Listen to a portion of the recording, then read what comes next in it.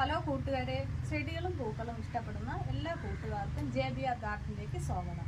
ഇന്ന് ഞാൻ ഇവിടെ പരിചയപ്പെടുത്താൻ പോകുന്ന ആഫ്രിക്കൻ വയലറ്റ് എന്ന പ്ലാന്റ്സ് ആണ്. ഈ പ്ലാന്റ്സ് കാണാൻ നല്ല ഭംഗിയാണ്, നല്ല കട്ടിയുള്ള ലീഫും നിറയെ ഫ്ലവറും. ഇതിപ്പോൾ 2 കളർ എനിക്ക് ഒരുമിച്ച് ഒരു ബോട്ടിലായി പോയതാണ്. ഫ്ലവറായ വിരിഞ്ഞപ്പോഴാണ് കളർ രണ്ടാണെന്ന് അറിഞ്ഞത്. ഇതിൻ്റെ ഈ പ്ലാന്റ്സ് കുറേ നാൾ ഞാൻ മുമ്പ് എനിക്കുണ്ടായിരുന്നു. ഇടയ്ക്കൊക്കെ ഞാൻ വാങ്ങിക്കും, എൻ്റെ അഴുകി പോകുന്നത് എങ്ങനെയാണ് പിടിപ്പിക്കണേന്ന് അറിഞ്ഞുകൂടായിരുന്നു. ഇപ്പോഴാണ് അതിൻ്റെ ഇതെല്ലാം ക്ലിയറായി കിട്ടിയത്. അപ്പോൾ അത് ഞാൻ നിങ്ങളുമായിട്ട് പങ്കുവയ്ക്കുകയാണ്.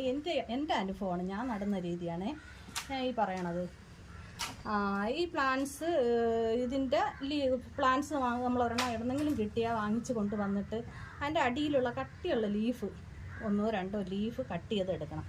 കട്ട് ചെയ്തെടുക്കുന്ന രീതി ഞാൻ കാണിച്ചു തരാം. ഒരെണ്ണം കട്ട് ചെയ്ത് ഒരു ലീഫ് ഇവിടെ നിന്ന് മുറിച്ച് എടുക്കണം.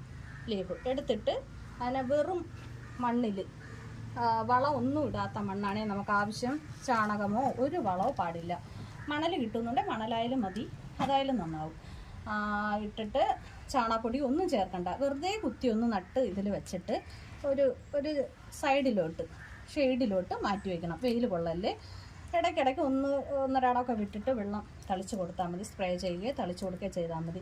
ഇത് 1-1.5 മാസം ആകുമ്പോഴേക്കും ഇതുപോലൊരു ചെടിയായി തീരും. ഇത് നിറയെ കണ്ട, ഇതിൽ ഒരു തൈ മാത്രമല്ല, ഇതിൽ വേറെ 2-3 തൈയുണ്ട്.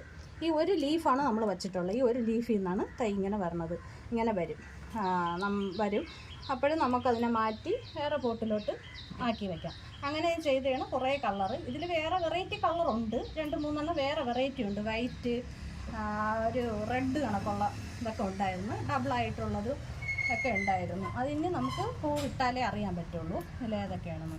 ഈ ലീഫ് ഞാൻ ഇതുപോലെ ഇങ്ങനെ കുത്തി. അതുകൊണ്ട് ഇനി ആരുടെ കയ്യിൽ ചെടി കിട്ടിയാലും നിങ്ങൾ അതിനെ ഒടിച്ച് എടുക്കാൻ വിഷമിക്കില്ല. അതിൻ്റെ നമ്മൾ മുറ്റിയ ലീഫ് ഒരെണ്ണം എടുത്താൽ മതി. 1-2 ലീഫ് ഇങ്ങനെ ഒടിച്ചെടുത്താൽ മതി. ചെടിക്ക് ഒരു കംപ്ലൈൻറ്റും പറ്റില്ല. അതിനെടുത്ത് ഇങ്ങനെ മാറ്റി വെക്കണം. ഇത് അറിഞ്ഞുകൂടാതിരുന്ന സമയത്താണ് നമ്മുടെ എൻ്റെ കയ്യിൽ നിന്ന് ഈ പ്ലാന്റ്സ് കുറേ അങ്ങ് പോയത്. പിന്നെ ഇതിന് വെള്ളം വലുതായിട്ട് വേണ്ട. മഴ നല്ല ഓവർ മഴയുള്ളപ്പം മഴയിൽ വയ്ക്കല്, ഷെയ്ഡിൽ വെച്ച് കൊടുക്കണം. ഭയങ്കര വെയിൽ വേണ്ട. നല്ല വെയിൽ ചൂടടിച്ചാൽ ഈ ലീഫ് അത്രയും പൊള്ളി അഴുകി ഇങ്ങ് പോകും.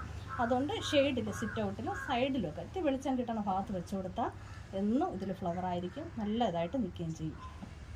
അപ്പോൾ ഇത്രയേ ഉള്ളൂ ഈ വീഡിയോ കണ്ട് എല്ലാവർക്കും ഇഷ്ടപ്പെട്ടിട്ടുണ്ടെങ്കിൽ ഈ വീഡിയോ മറ്റുള്ളവർക്കും കൂടെ ഷെയർ ചെയ്ത് കൊടുക്കണേ.